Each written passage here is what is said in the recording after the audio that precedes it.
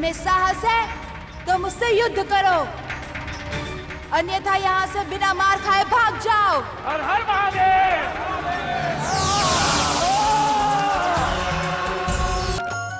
ए द्वारपालों, चलो जाओ यहाँ से, अब यहाँ तुम्हारा कोई काम नहीं। कौन हो तुम और कहां से आई हो? सूरत से तो तुम कैलाशवासी नहीं लगते हो, और हमने तुम्हें पहले कभी यहाँ देखा भी नहीं है। और तुम भवन के अंदर कैसे पहुंच गए? यहाँ तो रात दिन हमारा पहरा रहता है। और कुछ पूछना शेष रह गया है क्या? एक दूसरे का मुंह क्या देखते हो? मुझे मेरा जवाब क्यों नहीं देते? तुम ये बात भली भांति जान लो, मैं माता पार्वती का पुत्र हूँ, गणेश। उन्हीं के आदेश से मैं इस भवन का द्वारपाल नियुक्त हूँ। अब यहाँ तुम्हारी कोई आवश्यकता नहीं है। अच्छी भूमिका बनाई है। समस्त कैलाशवासी ये अच्छी तरह से जानते हैं कि माता पार्वती ने किसी पुत्र को जन्म नहीं दिया है। देखो, तुम कौन हो इस बात से हमें कोई लेना देना नहीं है। तुम्हारी भलाई इसी में है कि तुम चुपचाप यहाँ से चले जाओ, नहीं तो हम तुम्हें बंदी बना लेंगे। मूर्खों, भागना तो तुम्हें पड़ेगा यहाँ से। मैं तुम्हें चेतावनी देता हूँ, यहाँ से चले जाओ, अन्यथा मैं तुम्हें यमलोक का रास्ता दिखा दूंगा। छोटे से बालक, तेरा ये साहस, तू हम बलवान शिवगणों को मृत्यु का भय दिखा रहा है।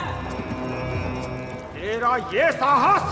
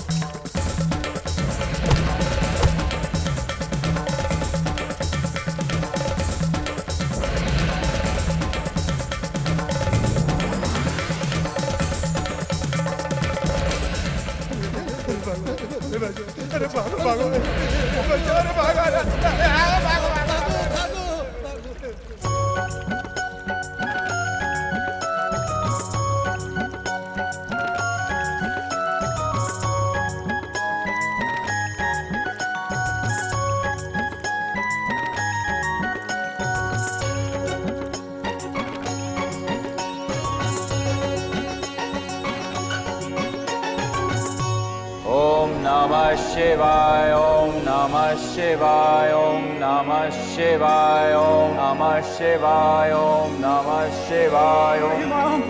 त्राहि मां प्रभु, त्राहि मां,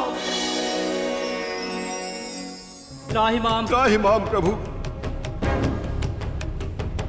ये क्या हाल हुआ है तुम्हारा? इस समय तो तुम्हें पार्वती के द्वार पर होना चाहिए था। सब कुशल तो है ना? प्रभु क्या बताएं, हम दोनों माता पार्वती के द्वार पर पहरा दे रहे थे। तभी प्रभु एक अपरिचित बालक भवन के अंदर से आया और हमें द्वार से चले जाने को कहने लगा। प्रभु, तुम दोनों के रहते हुए एक अज्ञात बालक पार्वती के भवन में कैसे घुस गया? प्रभु यही तो हम नहीं समझ पाए। हम हर क्षण सजग रहकर द्वार की रक्षा करते हैं प्रभु। ये तो निश्चित है प्रभु कि वह बालक मुख्य द्वार से माता पार्वती के भवन में नहीं गया है। तुमने बालक का परिचय तो पूछा होगा? पूछा था प्रभु। वो बालक अपने आप को माता पार्वती का पुत्र बताता है प्रभु। और माता पार्वती की आज्ञा के अनुसार ही वह अपने आप को भवन का द्वार रक्षक कहता है प्रभु। आश्चर्य है, एक छोटे से बालक को तुम लोग वश में नहीं कर सके? हमने बहुत प्रयत्न किया था प्रभु। जब समझाने पर भी वो नहीं समझा तो हमने बल प्रयोग भी किया था। तो फिर क्या हुआ? हुआ ये प्रभु कि हम उस बालक की शक्ति के सामने टिक नहीं पाए। यदि हम वहां से जान बचाकर नहीं भाग जाते तो बालक हमें मार ही डालता प्रभु। प्रभु अब तो आप स्वयं ही उस बालक को नियंत्रण करने का प्रयत्न कीजिए।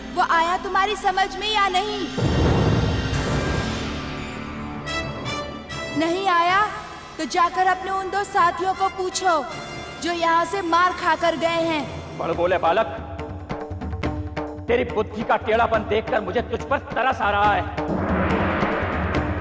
छोटे मुंह बड़ी बात करते तुझे शर्म नहीं आती?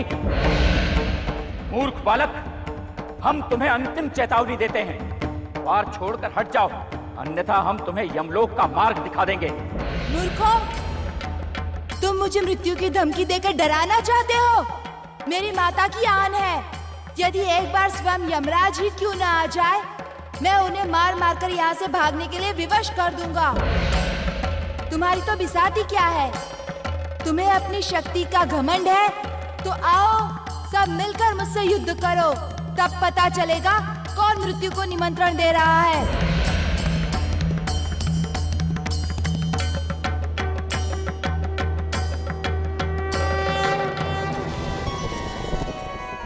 नारायण नारायण। देवादिदेव महादेव को नारद का प्रणाम स्वीकार हो। कैलाश में आपका स्वागत है देवर्षि। संयोग से आज आप ठीक समय पर पधारे हैं। एक अनावश्यक संकट आ खड़ा हुआ है। यही बात है ना प्रभु कि एक बालक पार्वती पुत्र बनकर माता के द्वार पर डटा हुआ है और किसी को भी भवन में प्रवेश नहीं करने दे रहा है, यहाँ तक कि आपको भी नहीं।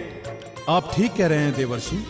प्रभु, आपका ये दास नारद समस्त लोकों में घट रही घटनाओं पर ध्यान रखता है, तभी तो आज आपकी सेवा में उपस्थित हुआ। नारायण नारायण। देवर्षि, त्रिलोक्य की समस्या हल करना बहुत आसान है, किंतु परिवार में उत्पन्न हुए कलह का समाधान करना बड़ा कठिन है, वो भी शिव परिवार में, जहां विविधता अपनी चरम सीमा पर है। हे महादेव, ये कोई साधारण पारिवारिक समस्या नहीं है। यहाँ पर तो शक्ति परीक्षण की संभावना स्पष्ट दिखाई दे रही है। एक ओर माता पार्वती के संकल्प का प्रतिनिधि हुए बालक और दूसरी ओर महान बलशाली शिवगण। मुझे तो कुछ नारायण नारायण। नारद जी, आपका अनुमान सत्य है। जिस प्रकार वो बालक बातें करता है, वो कोई साधारण बालक नहीं लगता। कोई अनहोनी ना घटे, इससे पूर्व आप भगवान विष्णु और पितामह ब्रह्मा जी को कैलाश में हो रही घटनाओं की सूचना दे दें। संभवतः वे ही आकर इस समस्या का कोई निदान कर सकें। जैसी आपकी आज्ञा प्रभु। नारायण नारायण। बहुत धमका लिया तुमने मुझे। यदि तुम में शक्ति है तो सामने आकर मुझसे युद्ध करो। शिवगणों, सोच समझकर आगे बढ़ना। एक और माता पार्वती पुत्र मैं अकेला बालक और दूसरी ओर तुम अस्त्र शस्त्रों से लदे अनेक शिवगण। सोच लो, यदि तुम पराजित हो गए तो तुम्हें ही नहीं, तुम्हारे स्वामी शिवजी को भी लज्जित होना होगा।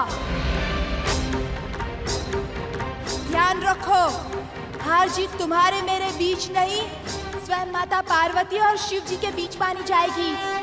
हम तुझे एक अवसर और देते हैं, सावधान करते हैं तुझे। द्वार छोड़कर हट जाओ। और वैसे भी तुम जैसे छोटे बालक पर प्रहार करना हमें उचित नहीं लगता। मूर्ख शिवगणों, अबोध मैं नहीं, अबोध तुम हो। युद्ध से बचते हुए मुझे बातों में बहलाकर यहाँ से हटाना चाहते हो। मुझे देखो, मैं माता का दिया गया शक्ति दंड लिए तुम्हारे सामने खड़ा हूँ। तुम में साहस है तो मुझसे युद्ध करो, अन्यथा यहाँ से बिना मार खाए भाग जाओ। हर हर महादेव।